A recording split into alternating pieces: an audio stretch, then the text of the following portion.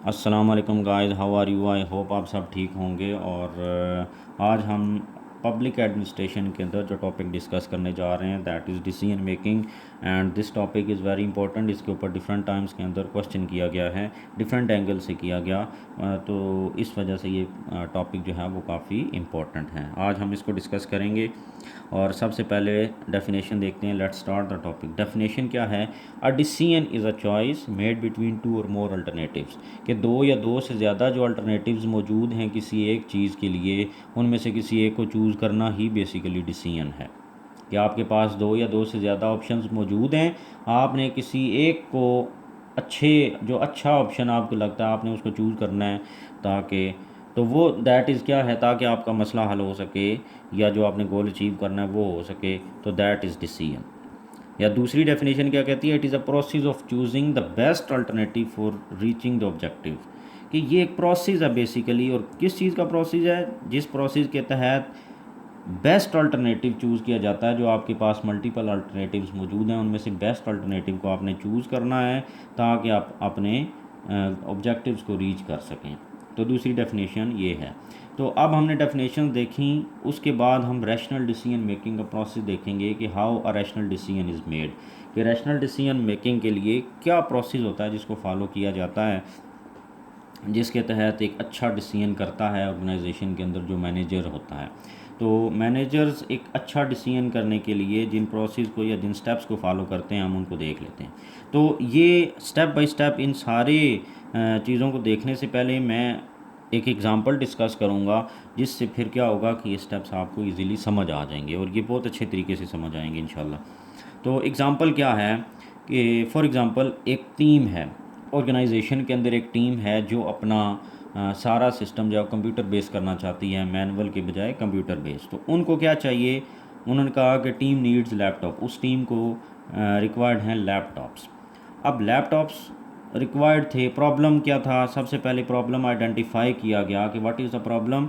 The problem is कि हमें laptop चाहिए, हमारे पास लैपटॉप नहीं है। टीम ने कह दिया ऑर्गेनाइजेशन को। अच्छा, ऑर्गेनाइजेशन ने प्रॉब्लम आइडेंटिफाई कर लिया कि हमारे पास लैपटॉप नहीं है, तो ये एक मसला है जिसको हमने हल करना है। अब दूसरा स्टेप जो होगा वो क्या? Identifying decision criteria.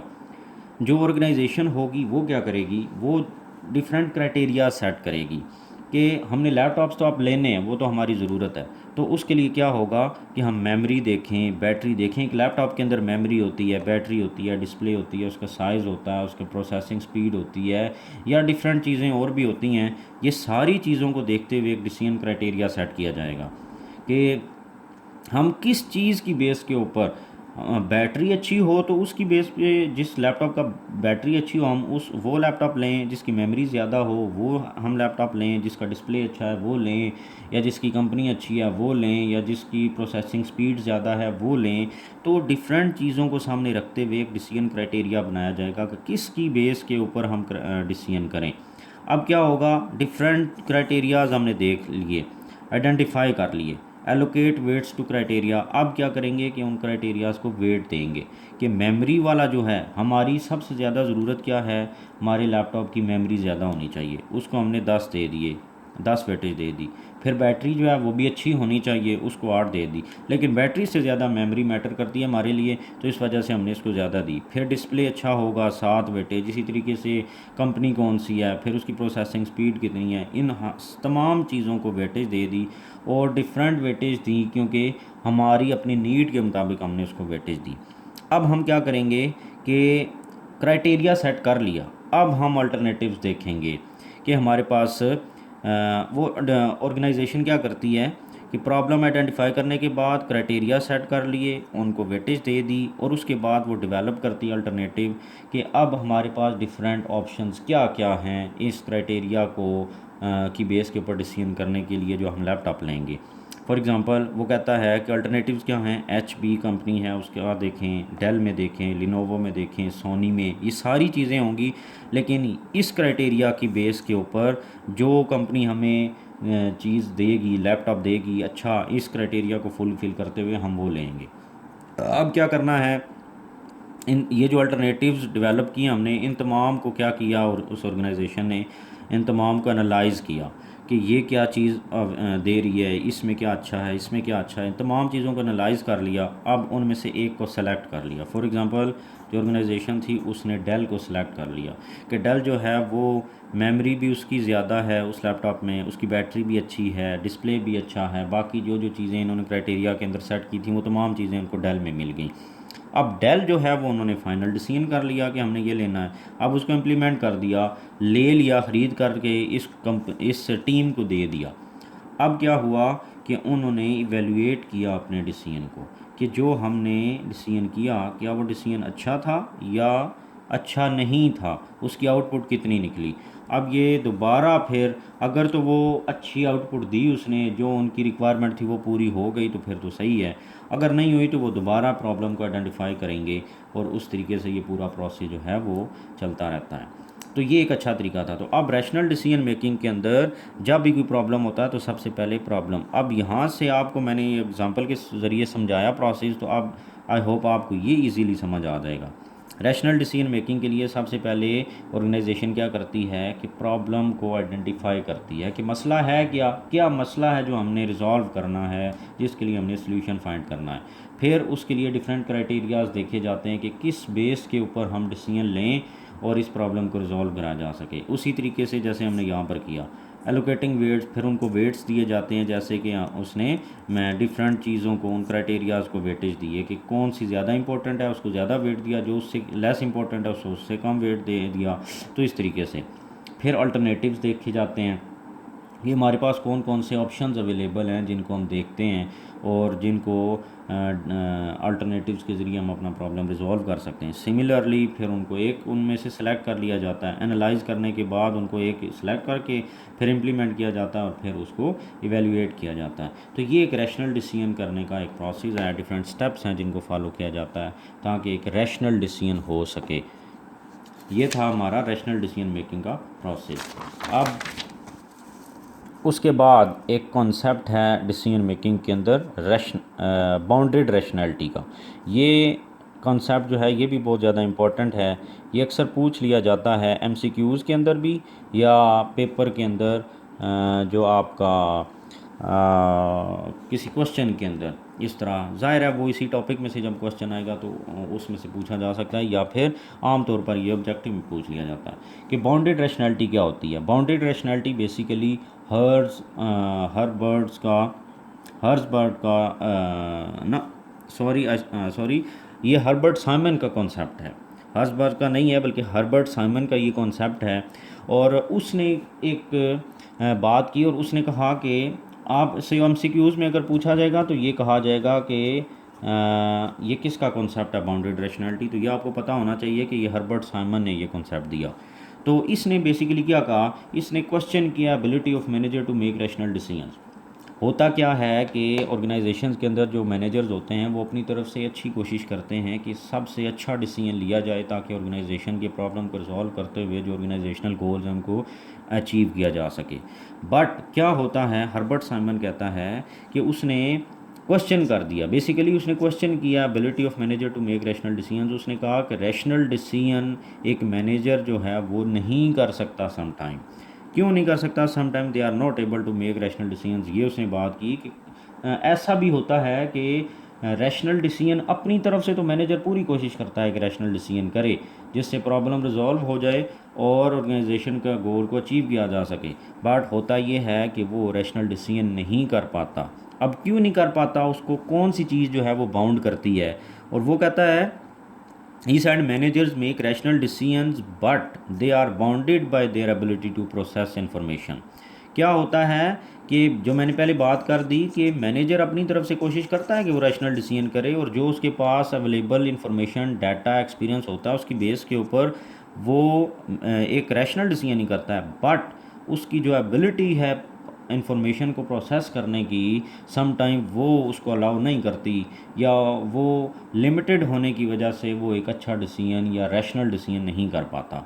अब कैसे नहीं कर पाता कि कहता है कि managers are bound in terms of time, computational power and knowledge when making decisions. कि मैनेजर जो होते हैं वो सम टाइम बाउंड हो जाते हैं टाइम की वजह से, कम टाइम होने की वजह से कंप्यूटेशनल पावर उसकी कम होने की वजह से और उसके पास नॉलेज कम या लिमिटेड होने की वजह से वो एक अच्छा डिसीजन नहीं कर पाता। कैसे? फॉर एग्ज़ाम्पल एक ऐसा काम है, जैसे कि हम एक कंपनी की एग्ज़ाम्पल ले लें, कोई सर्विस वो ऑनलाइन सर्विस प्रोवाइड करती है अपने कस्टमर्स को, तो उसका सर्वर अगर डाउन हो गया तो अब मैनेजर्स क्या करेंगे, वो उसने फौरी डिसीजन करना है ताकि जो उसके कस्टमर्स हैं वो जल्दी से जल्दी उनको वो सर्विस दोबारा प्रोवाइड की जा सके। तो वो कम टाइम, उस लिमिटेड टाइम के अंदर जो उसने डिसीजन करना है, जो उसको प्रॉब्लम भी अभी सही आइडेंटिफाई करना है, फिर उसको अल्टरनेटिव देखने हैं, फिर एनालाइज करना है, वेटेज देना है, क्राइटेरिया सेट करना है, फिर उसको इम्प्लीमेंट करना है। तो कहता है ये एक लंबा प्रोसेस है, तो कम टाइम के अंदर वो सारी चीज़ों को एनालाइज नहीं कर पाता, उसकी कंप्यूटेशनल पावर इतनी ज़्यादा नहीं होती कि वो लिमिटेड टाइम के अंदर ये तमाम चीज़ें कर सके। और फिर उसके पास समटाइम ऐसा नॉलेज भी नहीं होता कि वो क्या करे कि प्रॉब्लम कहाँ पर आया है, आइडेंटिफाई वो सही कर नहीं पाया, एक नया प्रॉब्लम है, रूटीन का प्रॉब्लम नहीं है ताकि उसके पास नॉलेज हो, एक्सपीरियंस नहीं है उसके पास। तो अब क्या होगा कि वो कहता है ये जो इस तरीके की चीज़ें हैं ना, ये बेसिकली इम्पेडिमेंट होती हैं, ये रुकावटें होती हैं एक अच्छा डिसीजन करने के रास्ते में। तो बाउंडेड रेशनैलिटी का ये कॉन्सेप्ट था उसने कहा। तो आसान लफ्ज़ों में अगर आपने याद रखना है तो कुछ ऐसी चीज़ें होती हैं जो मैनेजर्स को इस काबिल नहीं होने देती कि वो रैशनल डिसीजंस कर सकें, और उनमें से जो कुछ आपने याद रखनी है वो क्या है, वो टाइम हो सकता है, वो कंप्यूटेशनल पावर होती है, वो नॉलेज हो सकता है, और इस तरीके की चीज़ें। ये एक छोटा सा कॉन्सेप्ट है डिसीजन मेकिंग के अंदर। अब जो डिसीजन मेकिंग कंडीशंस होती हैं कि एक मैनेजर जो डिसीजन करता है उसके लिए क्या क्या कंडीशंस होती हैं, तो पहली जो कंडीशन होगी वो सर्टेनिटी होती है। सर्टेनिटी क्या है कि आम रूटीन के प्रॉब्लम आता है जब फॉर एग्ज़ाम्पल एक ऑर्गेनाइजेशन है, उसके अंदर क्या होता है कि मुल्क में पाकिस्तान में जैसे लोड शेडिंग होती है, तो एक रूटीन का प्रॉब्लम है, लोड शेडिंग हुई, यूपीएस लगा हुआ है, अगर वो नहीं है तो जनरेटर ऑन कर दिया जाए। अब क्या है, उसको पता है कि प्रॉब्लम क्या हुआ, लाइट चली गई, सर्टेनिटी है, रिस्की भी नहीं है और अनसर्टेनिटी भी नहीं है। तो सर्टेनिटी के अंदर उसको पता है लाइट चली गई है, इसका मतलब अब हमने जनरेटर ऑन करना है, जनरेटर ऑन कर दिया तो उसको पता चल जाएगा कि जनरेटर ऑन करेंगे तो लाइट आ जाएगी। तो क्या होता है कि manager make rational decisions and outcome is known, और उसको आउटकम नोन होती है, प्रॉब्लम का भी पता होता है, प्रीवियस एक्सपीरियंस होता है, इन तमाम चीज़ों की बेस के ऊपर वो डिसीजन करता है, जो कि एक अच्छा डिसीजन करता है, वो आम रूटीन का प्रॉब्लम सर्टेनिटी है। दूसरी जो कंडीशन होती है वो रिस्की कंडीशन हो सकती है कि डिसीजन मेकर जो है वो एबल होता है एस्टिमेट द आउटकम। रिस्क है but limited risk, calculated risk हर जगह पर होता है जहाँ पर डिसीजन मेकिंग होती है, तो वो उस डिसीजन मेकिंग जो है वो कर लेता है क्योंकि उसके पास हिस्टोरिकल डाटा भी होता है, एक्सपीरियंस भी होता है, इन्फॉर्मेशन भी होती है। अंडर रिस्क होता है वो कि फॉर एग्ज़ाम्पल 100 में से 80% उसका डिसीजन सही है, लेकिन 20% रिस्क मौजूद है, हो सकता है जो वो सोल्यूशन कर रहा है या डिसीजन कर रहा है वो 20% उसमें चांसेस हैं कि वो सही ना हो, बट उसके पास हिस्टोरिकल डाटा, एक्सपीरियंस, इंफॉर्मेशन, तमाम चीज़ें होने की वजह से वो डिसीजन अच्छा कर लेता है। ये दूसरी कंडीशन थी। तीसरी कंडीशन ये है कि समटाइम ऐसी सिचुएशन होती है जिसके अंदर मैनेजर के पास ना तो एक्सपीरियंस होता है, ना डाटा होता है, ना इन्फॉर्मेशन होती है, एक नया प्रॉब्लम अराइज हो जाता है जो उसके लिए एक प्रॉब्लम, सीरियस प्रॉब्लम क्रिएट कर देता है। फॉर एग्ज़ाम्पल यहाँ पर मैंने एग्जांपल दी ऑर्गेनाइजेशन के अंदर लोड शेडिंग की। अब क्या होता है कि ये एक रूटीन का प्रॉब्लम था, अनसर्टिनिटी जहाँ पर होगी वहाँ पर रूटीन का प्रॉब्लम नहीं आया। फॉर एग्जांपल लोड शेडिंग नहीं हुई लेकिन लाइट चली गई। अब उसको ये नहीं पता कि कहीं से वायरिंग जल गई है, कहीं से किसी स्विच में मसला आ गया है, कंप्यूटर्स में मसला आ गया है, या वाकई में या ट्रांसफार्मर से मसला हो गया, या कहीं से भी उसकी क्या प्रॉब्लम है। अब उसको इसके बारे में, पहले कभी लाइट ख़राब नहीं हुई, उसके पास प्रीवियस डाटा नहीं है, इन्फॉर्मेशन नहीं है, एक्सपीरियंस नहीं है, कुछ भी नहीं है, एक नया रूटीन से हट के प्रॉब्लम आ गया है, तो अब वो जो है ना वो इस प्रॉब्लम के लिए क्या होगा, ये प्रॉब्लम्स के रिज़ॉल्व करना या इसको रिज़ॉल्व करने के लिए डिसीजन लेना काफ़ी मुश्किल हो जाएगा। तो उसको अब वो जो डिसीजन लेगा ना कि हम सारी वायरिंग चेंज कर दें, या हम किसी जगह से, एक जगह से खोल के चेक करें, एक कमरे में देखें, दूसरे में देखें, क्या करें, तो वो जो प्रॉब्लम रिज़ॉल्व करने के लिए डिसीजन करेगा उसकी आउटकम के बारे में उसको पता नहीं होगा, क्योंकि ये रूटीन से हट के प्रॉब्लम आया है, डेली रूटीन का प्रॉब्लम नहीं है।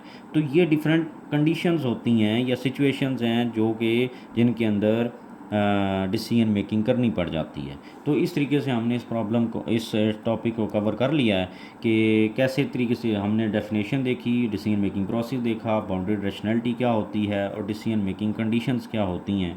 तो इन्हीं में से एक क्वेश्चन आता है। आई होप आपको समझ आ गई होगी, नहीं आई तो दोबारा वीडियो को देखें, इंशाल्लाह ज़रूर समझ आ जाएगी। नेक्स्ट टॉपिक के अंदर हम कोई और इंपॉर्टेंट टॉपिक डिस्कस करेंगे नेक्स्ट लेक्चर के अंदर। Thank you very much.